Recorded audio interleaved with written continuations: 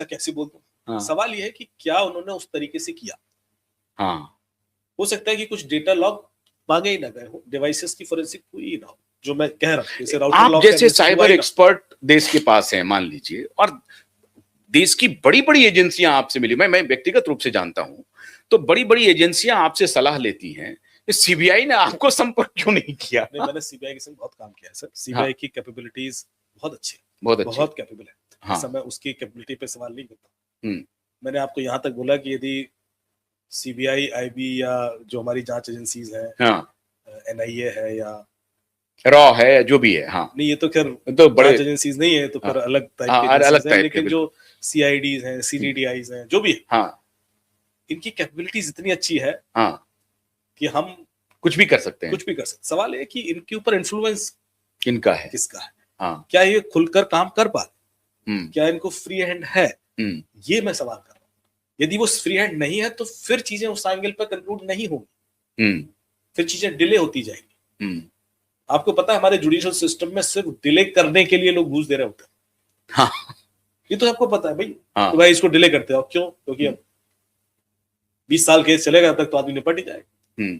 यही तो एक अन्याय की बात है ना। ये भी तो अन्याय है। यदि कोई चीज मुझे लेट मिल रही है, वो भी मेरे संग अन्याय ही है। हाँ। सुशांत का केस 10 साल बाद सॉल्व हो भी गया।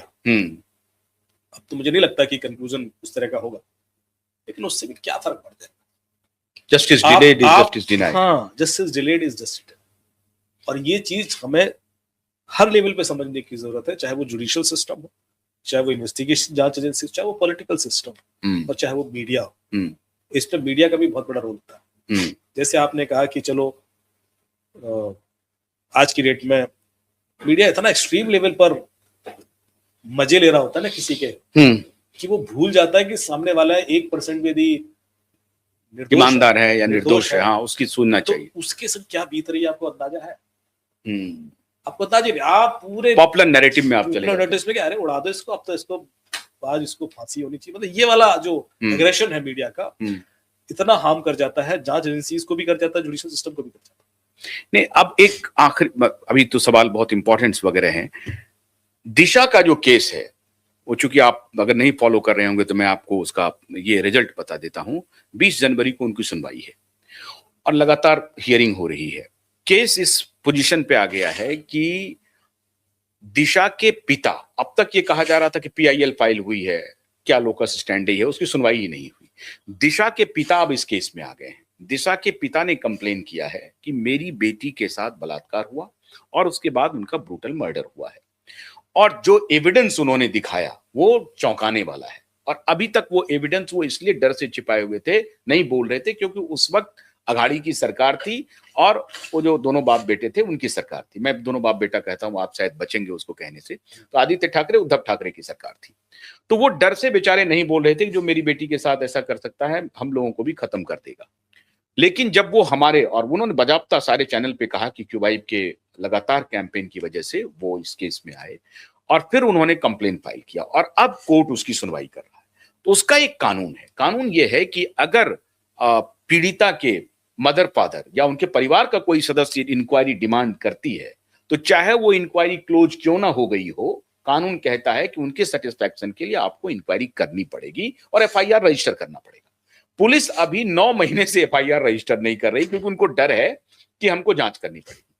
अब ऐसा लग रहा है कि 20 जनवरी को एफआईआर का ऑर्डर होना ही है, और आपके शो के देखने के बाद तो मुझे लगता है कि पक्का ही कर देंगे।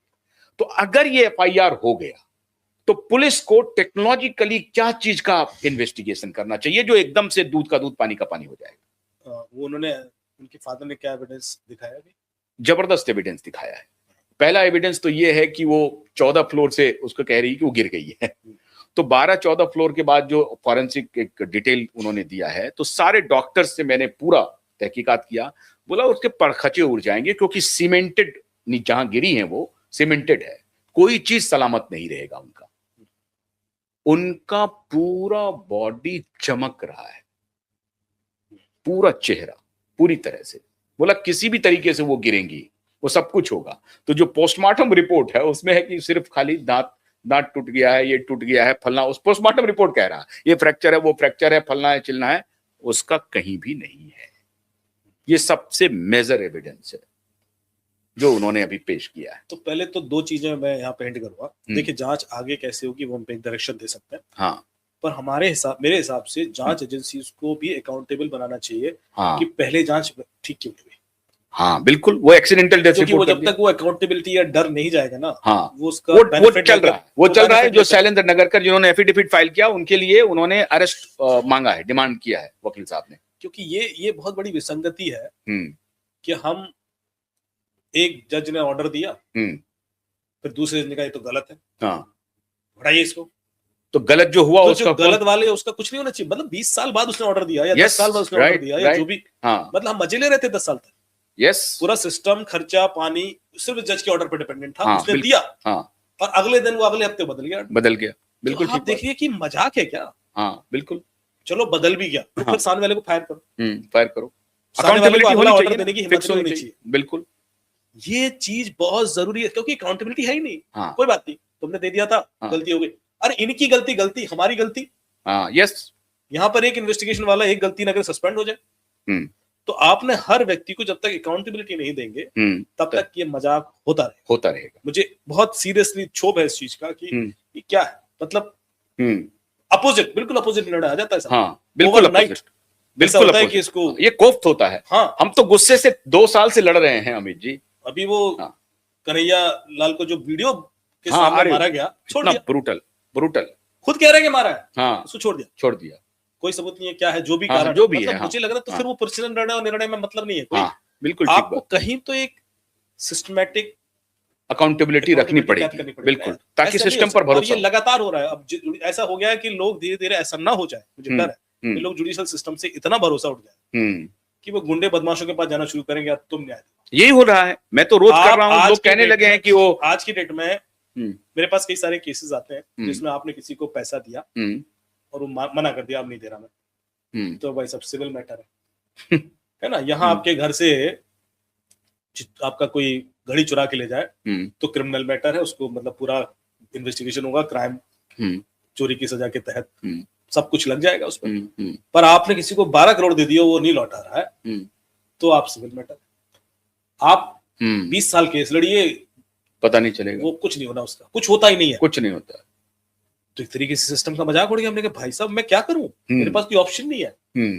तो वो क्या होता है, अब सिस्टम कैसे मैनिपुलेट किया जाता है, इसको हम क्राइम बना देते हैं, इसको हम क्रिमिनल में, कैसे हम कुछ फोर्जरी दिखा के इसमें एक एफआईआर लिखते हैं जिसमें सामने वाले की को, तो क्या हुआ, मजाक बनाना सिस्टम, बिल्कुल मजाक बना। अब वो फोर्जरी बना के कोर्ट में केस चलेगा, तो वो चूंकि मैनिपुलेटेड मैटर है, बनाया गया, पूरा सिस्टम रॉटन भी हो जाएगा।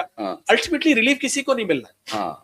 हर आदमी करप्शन करके पैसा बना रहा होगा, लेकिन रिलीफ नहीं मिलेगा, ये बात की गारंटी है। ये आपके जुडिशियल सिस्टम का फेलियर है। अब यही बंदा यदि कोई कहे कि यार 22 साल केस लड़ेंगे, सच है, एक एमएलए के पास चलते हैं, ये बाहुबली उनके पास चलते हैं, ये धमकाएगा वो पैसा ले आएगा, बाहुबली कहेगा आधा हम रखेंगे आधा तुम्हें देंगे, क्या मजाक हो गया है।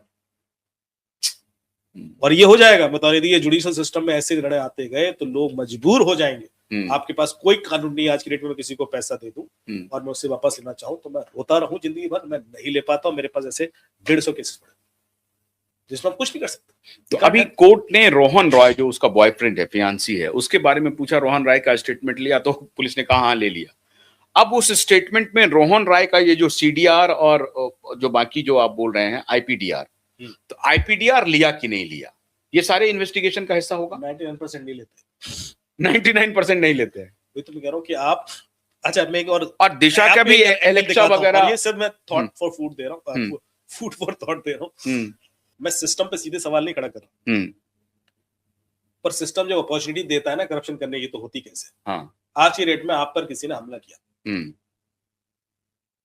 लट से मारा, चोट लग गई, आप थाने गए, एफआईआर लिख दीजिए, या आप जर्नलिस्ट हैं तो चलो आपकी लिख भी लेंगे, बाकी तो भगाएंगे गलत, ऐसी तो है, थोड़ी सी तो चोट है, चलो उसने लिख लिया था।